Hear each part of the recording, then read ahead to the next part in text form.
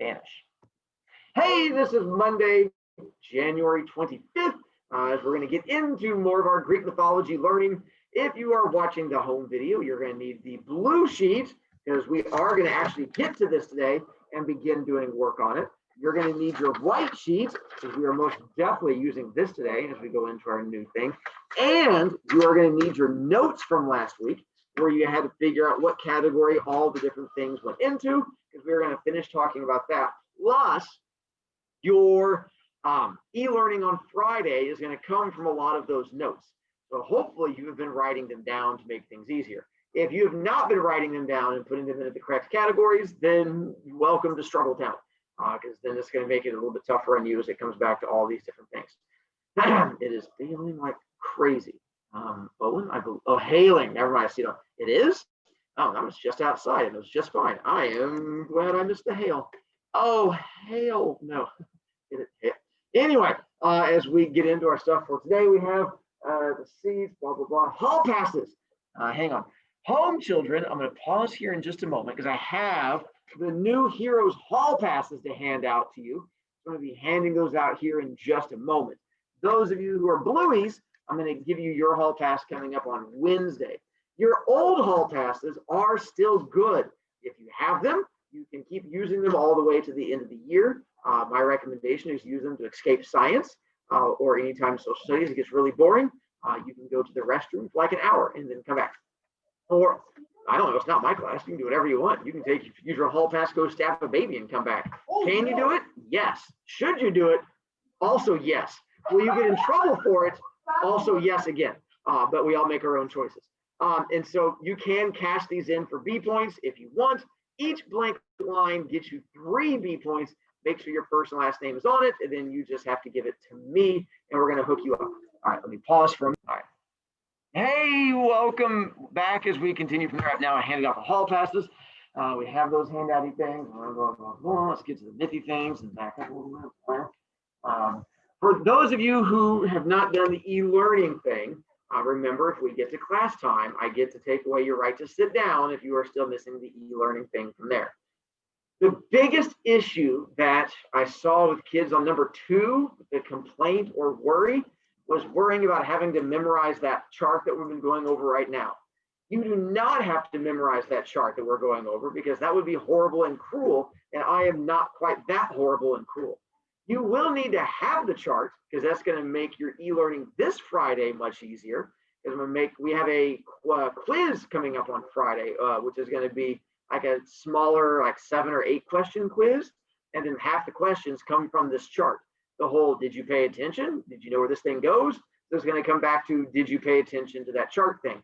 As long as you're doing the chart as we go over it and you're doing your circles and drawing or rewriting it and you know the correct categories, you should be good to go. If you've not been doing that, then your life sucks and you're going to want to fix that. It is hailing a decent amount. All right, well, that hail was supposed to hit this morning. We were supposed to have a delay, but apparently it didn't happen and you guys all got to come to school. And by you all, I mean the 4 of you. Those other kids, it would not have impacted you one way or the other. So there, all right. Squiddy, why are you giving me concentration face? So this is kind of random, but if we were to have like a snow day or a 2-hour delay, how would that work with us being in hybrid? So 1, there are no more snow days. That was one of the things they let teachers know, that they have gotten rid of snow days. If there is a day where, let's say we have a blizzard come in, we just switch to virtual learning and your day continues. And there are no more 2-hour delays because they pushed back our start time. The most you'll get is a 1-hour delay.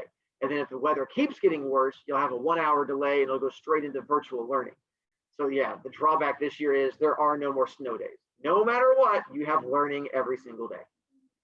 Squiddy again. But don't teachers have to be at school for us to do e-learning? The virtual learning, and technically, no, we can do it from home. It would just be all kinds of rough and awful. So yeah, that was what they sent out to teachers over the weekend. Like, hey, we know weather's coming. In case you were excited, you don't get out of teaching. No matter what, you're going to be teaching coming up. We're like, no, because we feel the same way.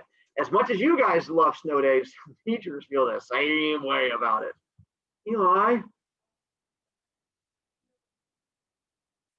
No idea. That is a good question. That is in the future. And I'm guessing the big people above us are not smart enough to have thought that far ahead. No, I can almost guarantee they're not. But we'll give them the benefit of the doubt and say maybe there's a chance one of them has. Now, to here, question number 2. We did it with worry about the memorizing it. The question number 1, the things you guys are enjoying. Apparently, just you guys have issues, and you just enjoyed all the drama and horrible things that go into Greek mythology, and that seemed to be the thing that you guys enjoyed. We'll figure it out from there. And we talked about the e-learning on Friday. Hang on. Quick timeout. Question to you guys, and technically the kids online. I have a question for you. What was your thought on last Friday's e-learning? Did teachers do a good job with homework-wise? Did it work well for you? Since it was our first time ever doing it, I'm curious to see your thoughts from your end. Coop? I was done with all of my e-learning in about 2 hours. Is that good? Yeah. That's kind of what I thought. Because I started at All right. Rye? Could have been worse? All right. Avery?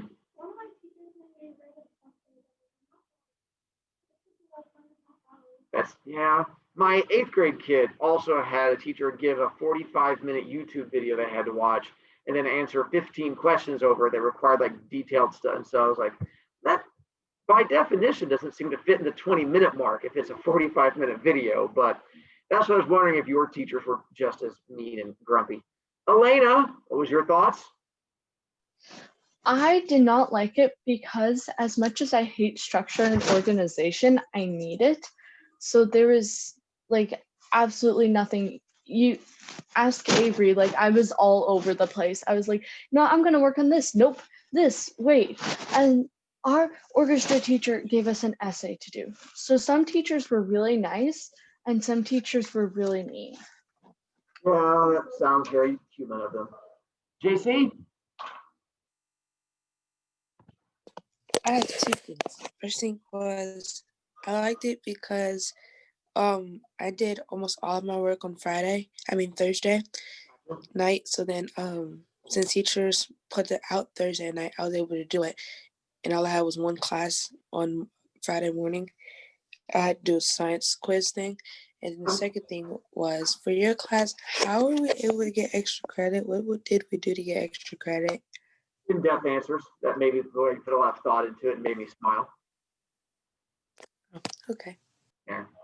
Sido? I thought it was pretty good. Just some teachers gave me an assignment that took like 45 minutes, and other ones were like, if you have missing work, do that. Other than that, like, be a good person. Like, Be a good person. Valerie? It was overall easy because they were already telling us what to do on Thursday. But when I was working on it, it only took me about 20 minutes. And that was my 400-worded essay. Is that the same one that you had? Was that the 400-word essay you had to do too? No, I just do another essay. Holy cow. All right. All right. Rush? I didn't mind it, but I'm kind of a person who kind of gets off track without somebody like helping me stay on track. So like I would be like, oh, I'll do 1 class but I'll get distracted by something and I'll be like, well, let me do this and then I'll come back and do that class. But overall, if I kind of like try to like push myself and just be like, you know what, just get it done. And it only took me like an hour or 2. Not bad. All right. Eli?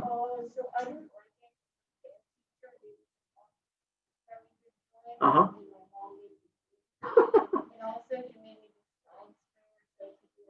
Yeah.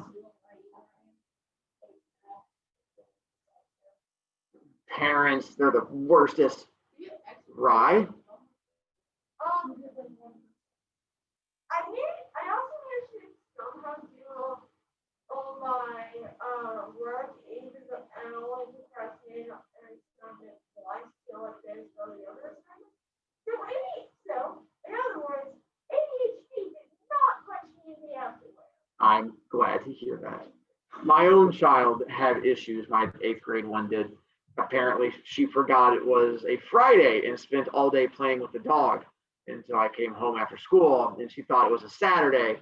I was like, did you get any work done? And she said, it's Saturday. I said, it's Friday. Did you do anything all day? She said, no. So she ended up getting grounded all weekend. So, kids. That's not stuff. Yeah. Kyla. Then we'll come back to learning. It barely took me like 40 minutes maybe because I didn't get anything from like 2 classes because it was just like do like makeup work or like do missing work. So like didn't really do anything. Nice. I mean, I tried to, we were told that we were supposed to give or have you do something. I was just trying to adjust it. And we'll see how, I mean, that was our first one we've ever done. So we'll find out how this Friday goes too. And hopefully that teachers find a balance that's not overly cruel and mean and stuff like that. So, all right, we'll find out. Now you have to wait. I have to move on. I don't care enough about you guys. All right. Until this Friday, telling you now, it's going to take a little bit longer since you're going to have a quiz. But again, it shouldn't, don't you give me grumpy face. The last one took you all of like 3 minutes. I think this next one's going to take you, if you pay attention this week, 10 minutes. If you don't pay attention this week, it depends if you're trying to get a good grade. All right, home children. And technically, you guys, when you become home children, moving on to Wednesday, I now have pictures of all of my posters and stuff like that up on my Canvas page. So here's where you get to find all of this to try and help you out. So those of you who are all virtual and never get to see the stuff in my room, hopefully this helps you out. Those of you who are just Zoomies, hopefully this will make it easier on you too. Now, if you don't technically have like 2 devices, one for Zoom and one for looking at stuff, it'll probably be a little bit tougher on you. But here's how you can find it. On my Canvas page, there's a new thing called Myth Page, which you can find listed on Monday or Tuesday. Find the Myth Page. There's also on Friday where it says Myth Page. You go click on Myth Page, and it brings you to New Page, which is just about mythology. And on there, it's going to have the files. You know, for those of you who eat your blue sheet or white sheet and make a sandwich out of it, you're more than welcome to go print a new one, so I don't have to charge you points. But above that one is the one that says Mythology Posters link. When you click on that one, it's going to take you to my website. I have an actual website, MrBroviac.com. It was easier to program on there, and so it takes you back to my website, MrBroviac.com. And then on there, it's got pictures of my entire room. You can click on any of those pictures and it makes the pictures bigger so you can zoom in and see things better. So if you're trying to see the picture of Kronos wearing his cheerleading miniskirt, you can go clicky on it and it'll zoom in on right there, Kronos in his cheerleading miniskirt. And then you can zoom in and see him in his adorable miniskirt. And I also have all the posters in my room that you can individually click on to make things a little bit easier on you too. I'm hoping that come time for quizzes and stuff like that, you're more than welcome to use these things. And then even if you're not in the classroom, you can go clicky on all those things and it becomes a resource to make your life a little bit easier. That's my goal that I spent my Friday building for you. And so while you guys were busy using your 40 minutes of work time and then using the whole day to, I don't know, play TikTok and chase a cat, I was trying to build this whole poster thing to try and make your life easier. So hopefully that works for you. And no more having to yell at me all the time. Lau, what's up? I forgot what it was. Done. All right. So then, how far did we get through all of these words with you guys? Narcissus? However you pronounce that name, I can't.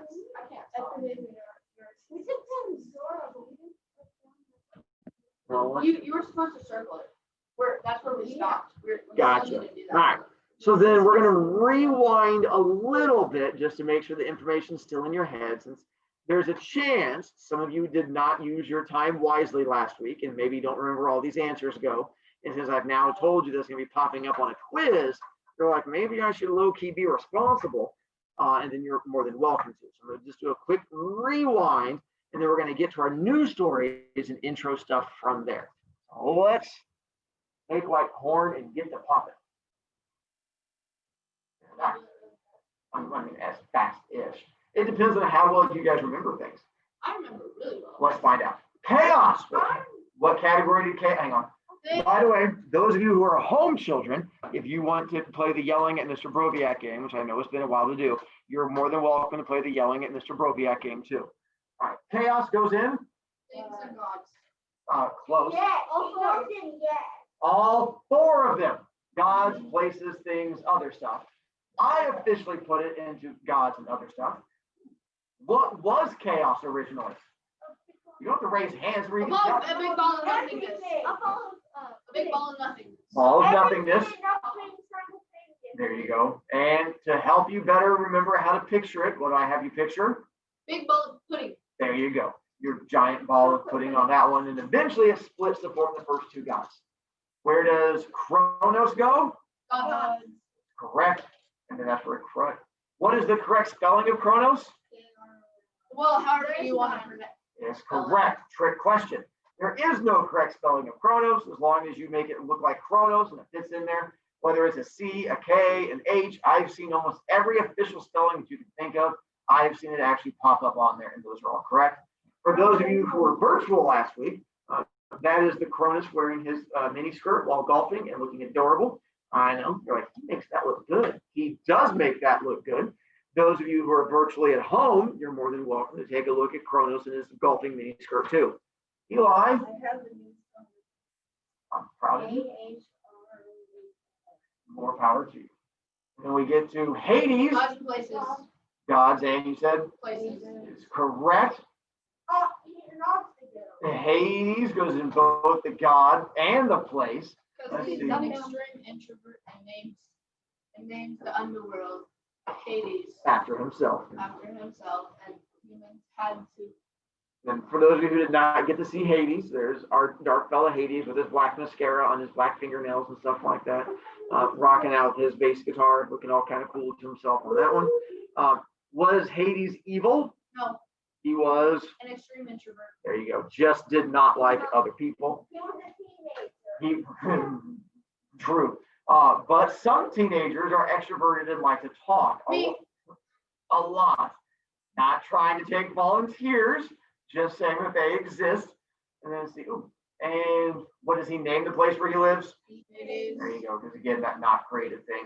And then why were people afraid to say his name? Because he would spawn up and kill them and drive them back to Because he Hades. was There you go. stuff. Afraid that he would then show up the Bloody Mary. The whole spawn thing makes him sound like an NPC in a video game. But yes, you could spawn your quest thing by saying Hades and having him appear in front of you. And as long as your quest was to die and get dragged down to the underworld, and you're like, best quest ever, then he would drag you down. Since we could not say the name of the place where he lived, what do we call that place? Underworld. And that's where underworld comes in. And where was the underworld located? Under the world. Nicely done on that one. Way to pick up on their really creative naming on that one. And we'll get them when we get to Titans go into. What is the difference between a god and a Titan? Nothing. Yeah. They're the same thing. They're again, same thing as the difference between a person and a human. They're all the same. All the big posters that we're going to get to, those are all Titans. Titans. Kronos was definitely a Titan. He was one of the first two Titans. Pan is not. That was one you are correct. So if those of you have the little toastery things, Pan over to the side, he was considered an immortal, but he was actually a satyr, which is an Satyr, which is half man, half goat. So he was not a Titan. You are correct. And he likes. And technically, when we get to, not us yet, Hercules was only a half Titan because his mom was a human and his dad was a Titan. So of all the ones you see around my room, he was one of the only ones that was half Titan. Every single one of what one? His family members. Well, not really. He killed his wife and his two children. Yes. And that's why he has to do those, because he was possessed. We'll get to that. As we find out, we'll get to Heracles. Well, poison, or something like that. He's a god. Vulcanized is a god and really other stuff. Vulcanized goes into Other stuff.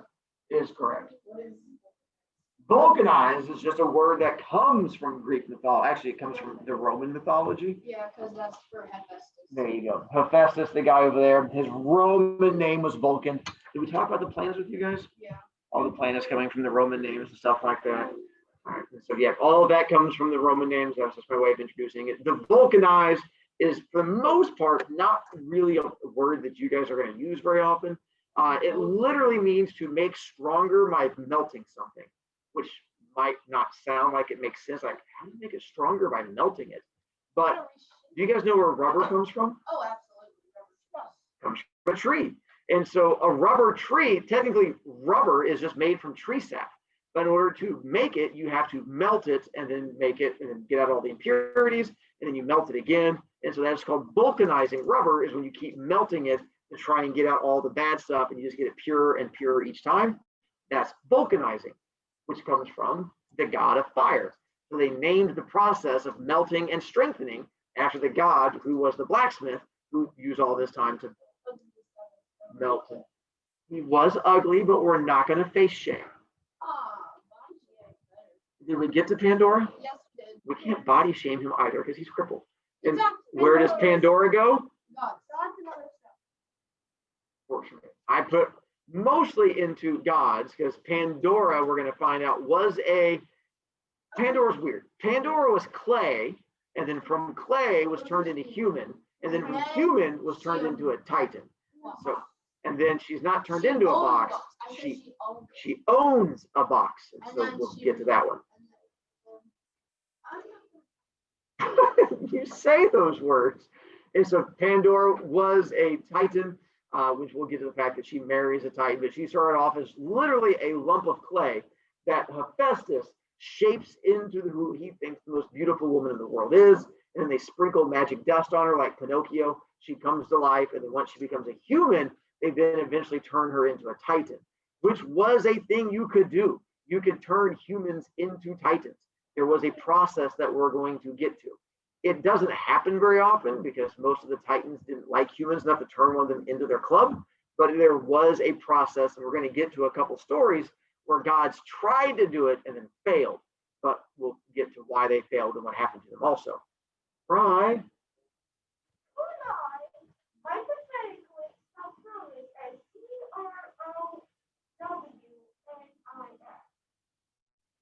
It was, you can spell it that way. I'm not sure it'd work as well as you think.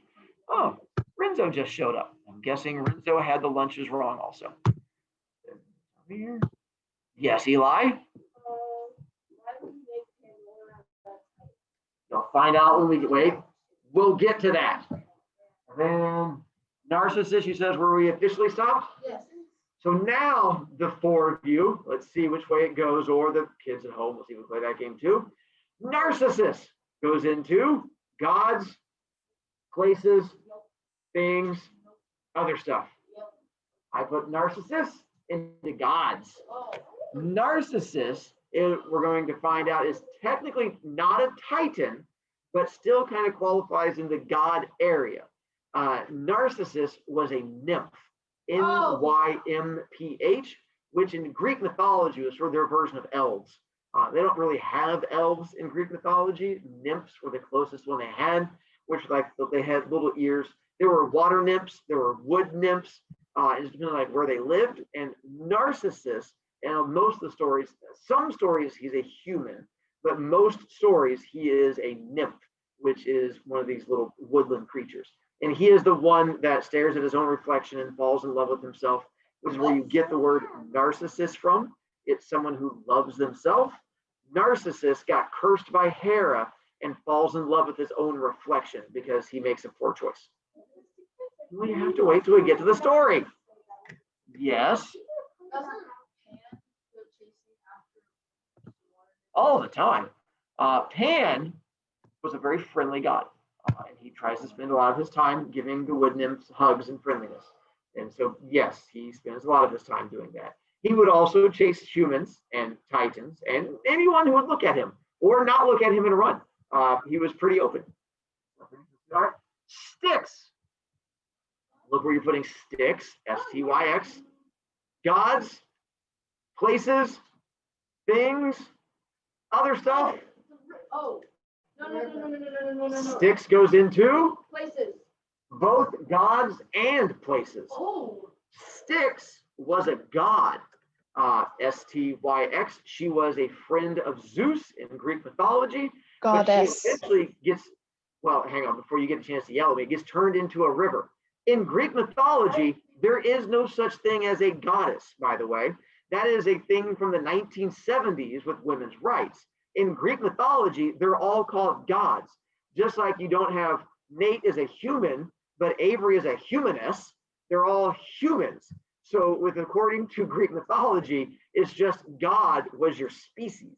So that's why that's why they don't determine between God and goddess. Like Hera is a god, Zeus is a god, Demeter, god.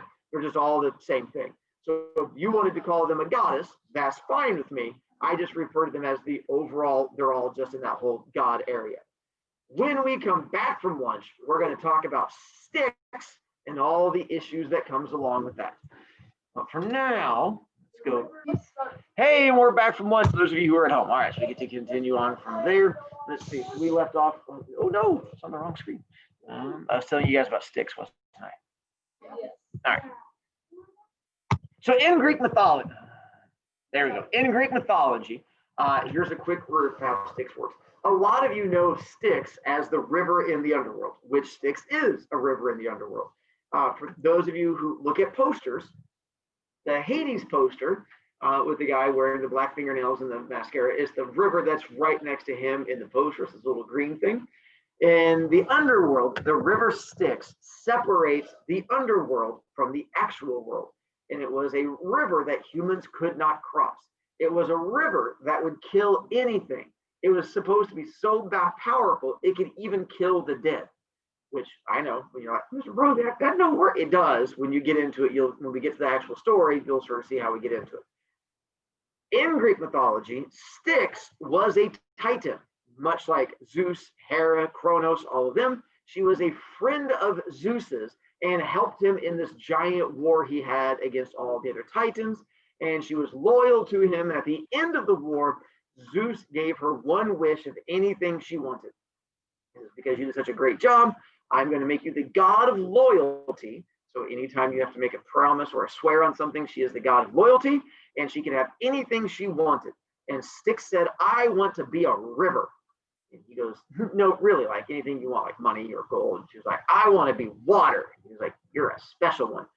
But Zeus clapped his hands, and she instantly became a giant river. The problem is she was also a horrible person and had a really nasty personality. So when she became a river, she became a poisonous river. And when she became this poisonous river, Zeus realized that you couldn't just leave her out in the open because people kept dying when they'd walk up to the river and try to get a drink, and then it would kill her off. So because of that, he ends up putting her down in the underworld, where her being a killer dead thing would not be too horrible. Yes? If the river of Styx kills everyone, everything it touches. So how did Achilles get dipped in it? That'd be a story we get to. And Hera not hitting her hand burned off? Well, one, it wasn't Hera that did it. It was Achilles' mom, and Achilles was dipped in a special lotion. That's why there's a story. All right. I thought Hera was on it. I was wrong. It's okay. So then let's go to our next one. Sorry, I'm watching kids still going through and eating their lunches, or looks like a giant vat of ice cream, which also sounds like a solid choice to have for lunch too. Scythe is our next one. So let's go to that one. And God, place, thing, other. Good job. Scythe is a thing. It is not. I mean, I guess you could. I put it into thing, but a scythe is a farming tool. It's the sticky thing that has the little pointed blade that comes off of it. I'm not done talking. Kid who's trying to go to a hallway. Down, tiger. So it's going to be the farming tool, which is the stick with the pointy blade on it. Above, kid who's going to try and make me use one on him. Again, it is in the Cronus one. They have two different scythes. That's the type of scythe up there at the top, and then he also has a scythe there in his hand. If you have seen a picture of the Grim Reaper, with the guy in the black robes who comes around and like tries to kill people, or if you've ever seen Bill and Ted, it's the same one there. And so that is the guy. The thing that he carries is usually a scythe, sometimes a sickle, but they're pretty close to each other. Mac. A smaller side.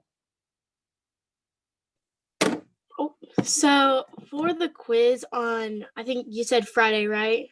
It is on Friday. So for the quiz on Friday, do we need to know like who these people are, where these places are, what these things are, and like for the quiz?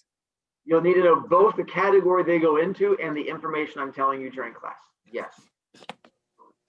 Because it'll be questions sort of come from both of them.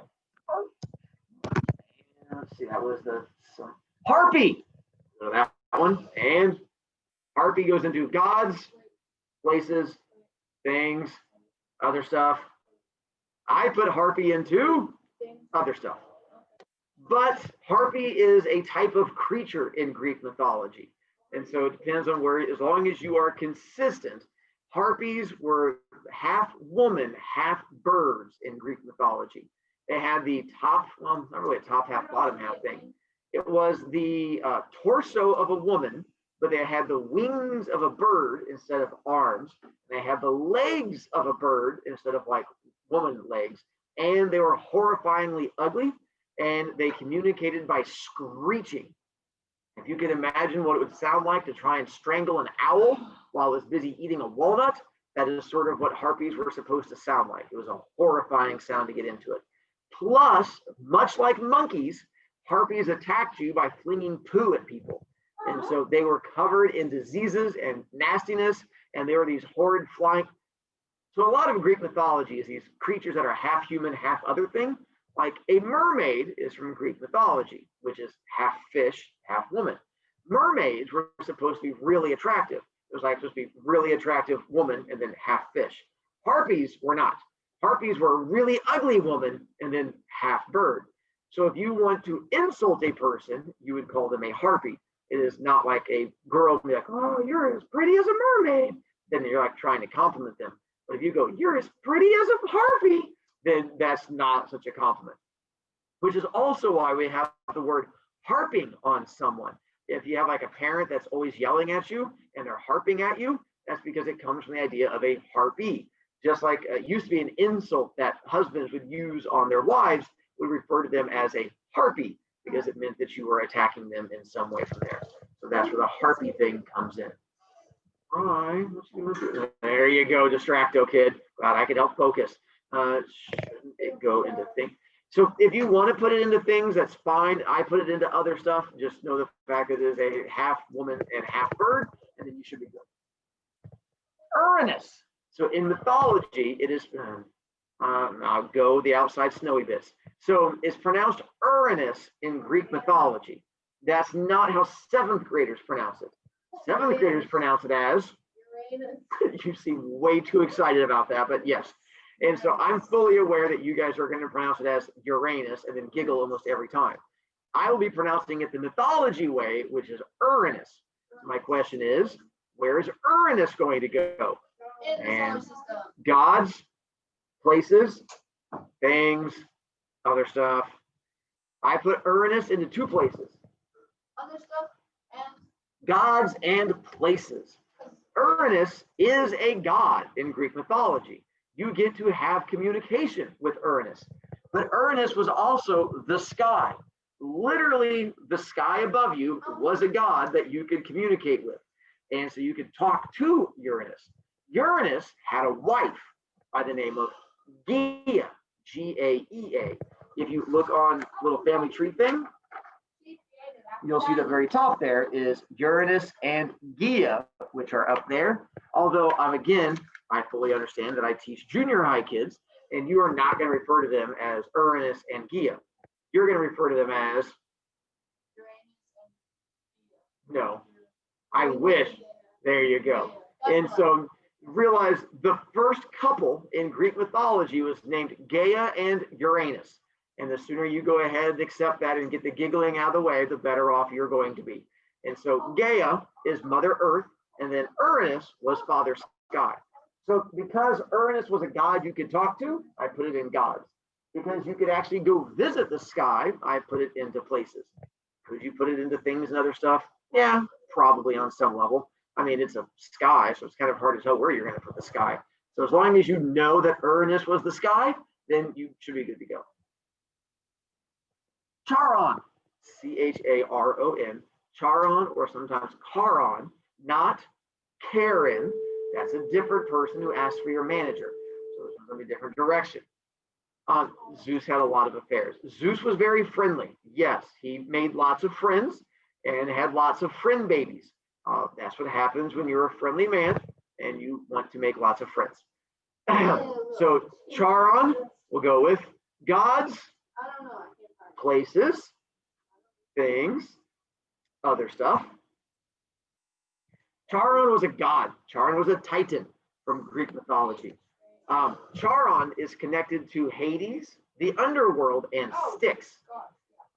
Charon was the boatman that took people across the river Styx. If you wanted to get from one side of the underworld river to the other, you could not swim it because it would kill you, even if you were dead. So the way you got from one side to the other was that you had a boatman who would take you from one side to the other. So Charon is the one that had a giant boat with like a stick, and he would take people across from one side to the other. You had to give him a giant gold coin to get from one side to the other, and that's a story that we'll get to eventually. Squid, were you raising your hand at me? But then you put it down. So Carson, no, you're confused. I was also. just gonna say that I remember the Percy Jackson movie when Yes. they went across the river. Absolutely. And then, although in the Percy Jackson movie, they made it really weird with the whole traveling across the water thing, because they made like a flying souls space thing. But in mythology, it was literally just a river that you went across and you'd go paddle, paddle, paddle. Elena. Can we just take a moment to rage about the Percy Jackson movie, about how they completely messed it up? Can we just take a moment to do that? You take as many moments as you want, to each their own. That's usually how most of the book movies go. No, Minotaur. Right? Yes. So figure out where Minotaur goes, and gods, places, things, other stuff. Wherever you put in a Machnal, yes. Wherever you put Harpy is the same place that you are going to put Minotaur.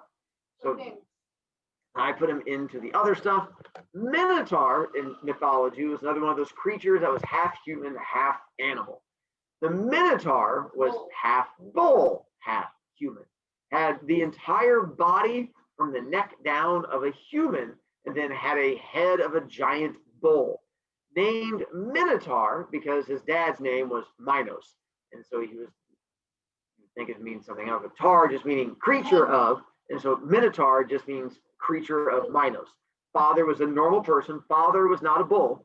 The Minotaur was created from a curse because of Poseidon, the god that was right over there, which is a story we'll get to about the fact that Minos made the god mad because he refused to do a thing. And so Minos cursed his baby, and the baby went from a normal baby into this half man, half bull baby. And the Minotaur would only eat one thing. Human. There you go, human flesh. And so it was super tasty and delicious. Really loved the taste of children, because who doesn't? And so that became the issue that he had to deal with. Rye.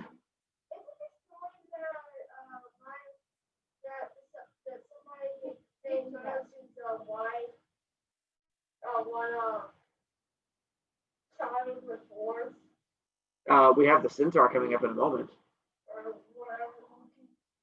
We'll get to that. Okay. Eli. Hang on 1 second. My kid again? Is she same issues before? I'm guessing it's from her eating. I mean, all right. I'll come down after class again then and see what we can. I mean, I don't know what else to do with her. She's all right. Thanks. Yeah, I mean, it's the thing that she does when she eats too much sometimes. So, yeah. All right, continue. So his dad's name was pronounced Minos, and Minotaur's name was Minotaur. If you want to. Okay. Yes. The Minotaur, wasn't that thing really, I'm not going off the Percy Jackson movie, but wasn't it really hairy, have little hands and then little like legs? There may be different artwork that does that, but typically it was just body of a human and then the Minotaur, the bull head. Not usually, but again, different artists draw it in different ways. Carson. So I was wondering, on the family tree, why is Athena just connected to Zeus and not anybody else. We'll get to that. That's actually one of our stories coming up later this week. Eli. Why is Percy Jackson so bad? So next up, we have Centaur. Let's figure out where we're going to put Centaur. We have gods, places, things, other stuff. Wherever you put Minotaur is where you're going to put Centaur, which is the half man, half horse creature. And so the opposite of a Minotaur, where you have the head of a bull and the body of a human, the Centaur was the bottom half horse, top half human. Although I'm not sure if it's really half and half. It had the full body of a horse, and then from the horse's neck was where the human body would come up. And Centaurs have been like a ton of those in Harry Potter. Then they had the Centaurs, a lot of them in the Percy Jackson. Centaurs were also in The Lion, the Witch, and the Wardrobe. And so anytime you have the bottom half horse and then top half all human-y thing, that was the Centaur. There was, unlike the Minotaur, which was literally just one in Greek mythology, there was not a race of Minotaurs. There was just one Minotaur. In mythology, the Centaurs were a whole race of them. They just lived out in the woods and ran around doing these half horse, half man things. They were considered to be wild, sort of like how we saw Native Americans when the English first came over. They just sort of were these people that lived out in the woods and did their own thing out there. That's the Centaurs. Let's go to Tartarus. Gods, places, things, other stuff. It is a place. In mythology, Tartarus is down in the underworld. It was the place where eventually Zeus starts torturing people down in the underworld. And so Tartarus, sort of like when SpongeBob cusses and he was like, tartar sauce, same idea. It was tartar us. And Tartarus, and I have a mappy thing over here of Tartarus, it was a giant area in the underworld that eventually gets installed. Well, it's actually been around since like the very beginning, but it was a place that Zeus used for the torturing of humans. It was not very many of them. It was not the same thing as the Christian idea of hell. You had to do a thing, and Zeus specifically put individuals down there. So even if you were, again, Hitler and you went around killing babies, you would not go to Tartarus. Zeus could care less. Now, if Zeus had a brand new pair of KDs that he was trying to keep shiny and new, and you walked up and scuffed his shoes, Zeus would put you down in Tartarus. So it wasn't so much that you were a bad person, as much as if you did a thing to make Zeus mad, he would put you down in Tartarus, and he personally designed every torture. So in Tartarus, it was not just a generic burning place. It was where every single room had a personalized torture for each person who had to be down there. Right.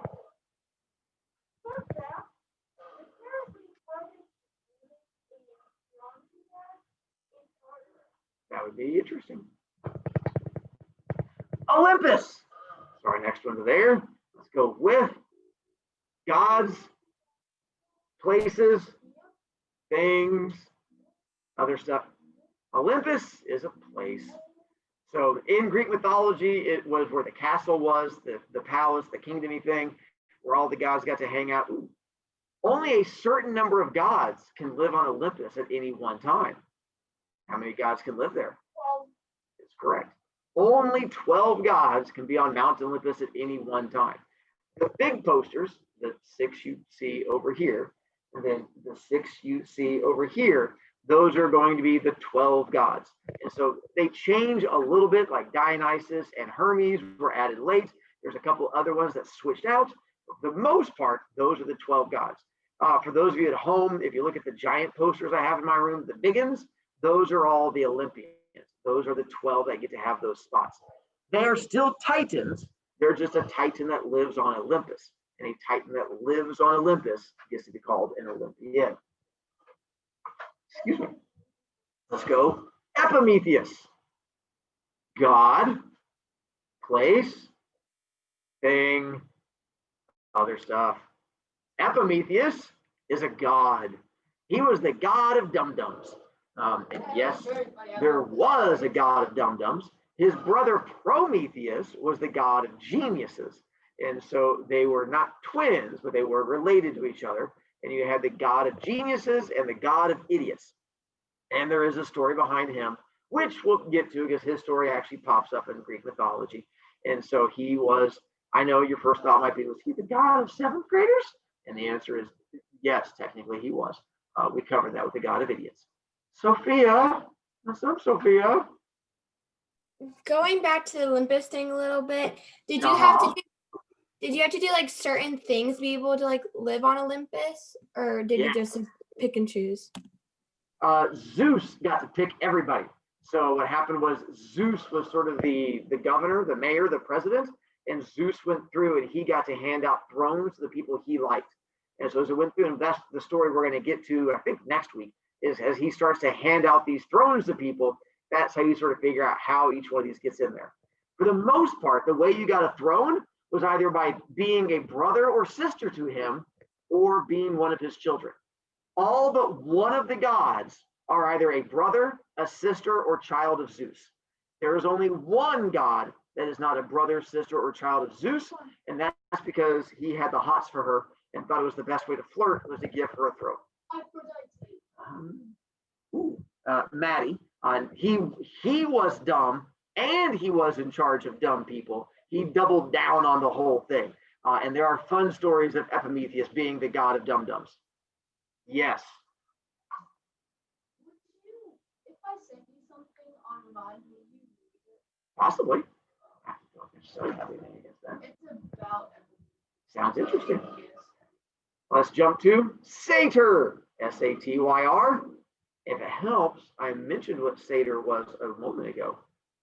God, place, thing, other stuff, and wherever you put Minotaur and Centaur goes in the same spot.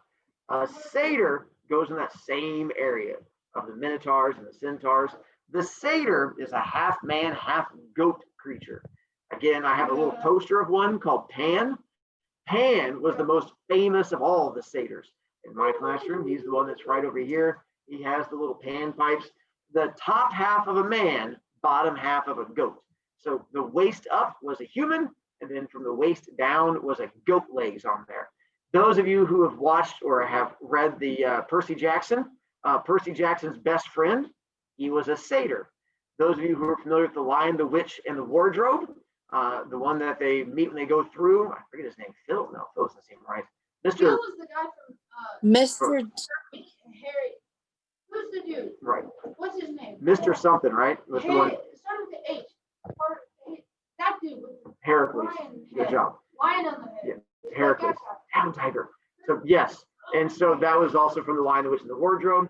Those of you who have seen the old Hercules cartoon, yeah, I've already said it 4 times. It's Mr. Tummins. There you go. Thank you. And so those were all satyrs, the half man, half goat person. Yes, Eli.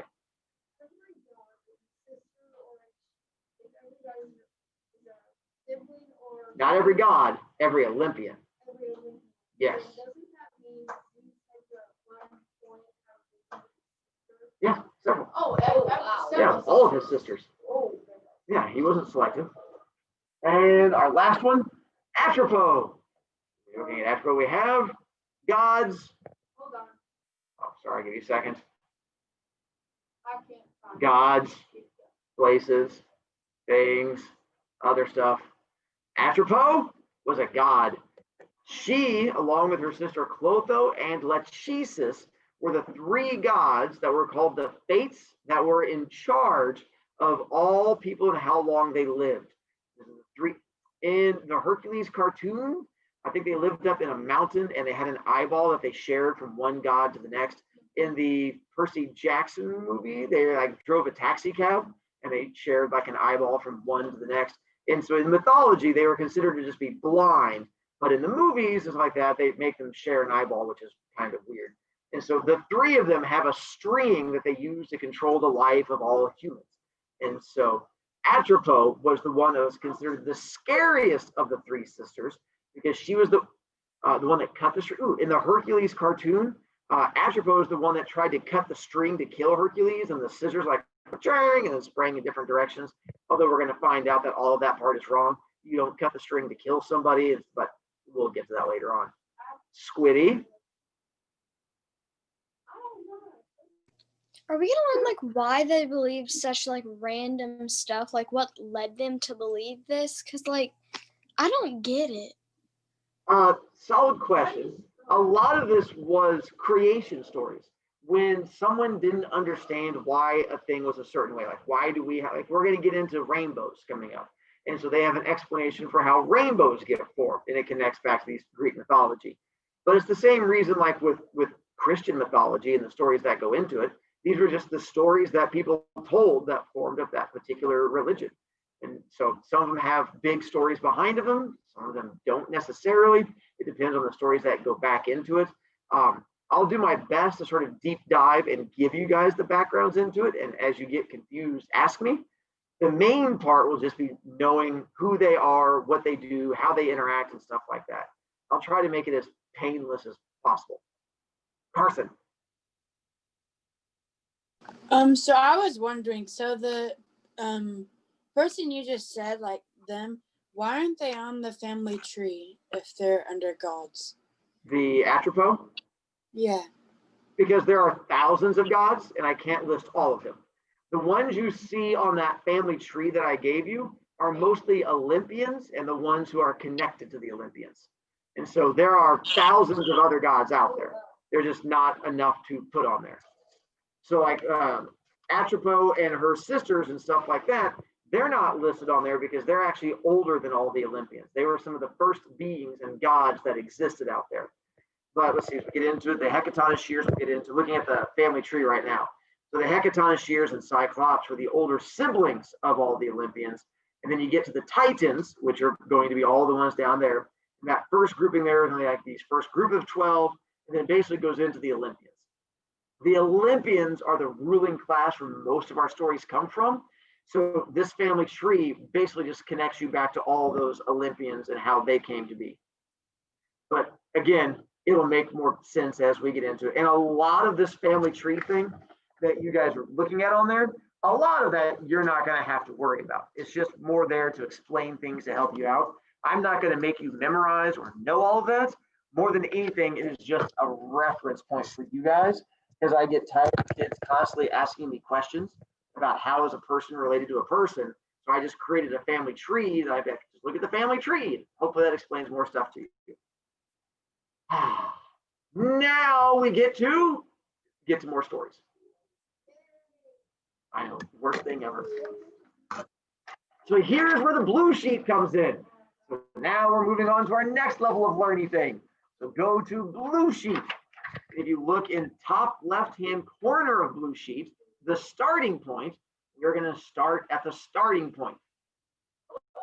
I know it's crazy. Who does that? By the way, above starting point, were you smart enough, child, to write name on here where it says name? Because I've already been finding these on my floor after kids leave. And if your name is not on it, I get to charge you points to get a new one. And if your last name is not on it, I charge you points for a new one also. Because if you're not going to be responsible enough to write a last name on it, then there's not much I can do to help you. All right. Okay. All right. So here's what we're going to do for this section. Oh, by the way, beyond that one, you already know some of the answers on here. If you scan down through there, like number one, what thing existed before any gods? We've already talked about that. Is what existed before the gods? Chaos. You already know that one. Number two, who were the first two gods? The first parent? Who was the first power couple in Greek mythology? There you go. Uranus and Gaia. So some of these we've already touched on as I've gone through and done the stories. So hopefully that makes things a wee bit better for you. The stories I cover are mostly in order on the blue sheet, but not completely. Some of these we're going to be jumping around just because of how the stories work out. And it sort of depends on as different classes ask me questions, it'll end up causing me to do the stories in slightly different order. So 75% of the questions are going to be in order, but some of them will jump around depending on what things kids bring up. Eli? So if I got my sheet of paper and I'm copying all this stuff down to onto the floor, does that mean I can spend 10 points just want to buy a new one. Oh, I thought I wasn't allowed to. Oh, yes. Thank you. Yeah, I was just trying to save you B points. If you want to buy a new one, Oh, that's yes, fine. I want to. That's fine. We can do that. Yeah. You don't have to manipulate things. You just go, I want to spend my points. Oh, okay. Do you want to buy both papers for 6 points or just the blue one? Yes, it is. There you go. I'm solved.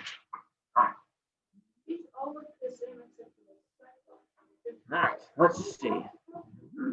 We have to draw every single 50 head. I don't know. I bet we'll find out when we get to that part. Kids are already spending their time yelling at me.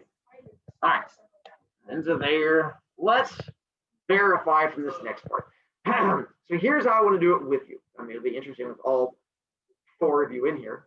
We're going to start, or I guess technically kids at home could be responsible. Kids at home, you can play this next part too. It just sort of depends on which kid is smartest and fastest. So here's my first question.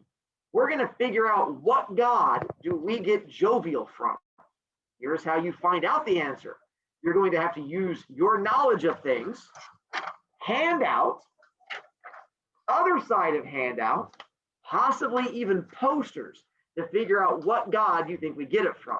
Now we're going to do that for each one of these. Some are going to be easier than others. I started off with a tough one because jovial is going to make you think, because you have to figure out a god's Roman name. Plus, it does not come exactly from the god's Roman name. It's going to require you to figure out the different Roman names, and then make a connection, and do a thinky thing, and then figure out if you can make connection-y thing from there to figure out where jovial connects to. What I'm doing right now is called babbling, trying to buy you time to see which kids are going to be brave. And again, I'm looking for the Greek name. The Greek name. Squidkins? You're right. No, never mind Squidkins. Why dare I call on a kid raising their hand? Eli? Hebe from Juvenitas. It is a strong answer, but incorrect. Hebe is actually this god's daughter. If you find out who Hebe's father is, that'd be your answer. Colleen? Zeus? Is correct. Owen was halfway there, but Owen gave me the Roman name as opposed to the Greek name. So jovial comes from Zeus. Zeus's Roman name was Jove, Jove, and then also sometimes referred to as Jupiter, but that was rare. Almost always his name was Jove in Roman mythology and Zeus in Greek mythology. So that's where the whole Jove things come in. Then, jovial means to be happy. If you are a happy person, you are thought to be jovial. Like most days, I try to be a fairly jovial person. In mythology, or back during this time, the reason that you were called jovial, if you are happy, is it was thought that Zeus had to be a happy god because he was king of the gods and the gods were king of everything. They figured if you were king of everything, then you were a happy person. So if you saw someone walking around smiling, you're like, oh, well, you're very Zeus-like today because of how happy you are. They would call you jovial because essentially you are on top of the world. But you don't have to write down. As long as you know that jovial means happy, then you should be good to go along those lines. By the way, the irony is Zeus was not a happy guy. I know, that's what I'm saying. That's the joy of irony. He spent most of his time being grumpy and trying to kill people. Most stories that we have involving Zeus is not him smiling, it is him being angry. But you said he was friendly. No. Well, I mean, he was friendly, but a different kind of friendly. He was like Dally.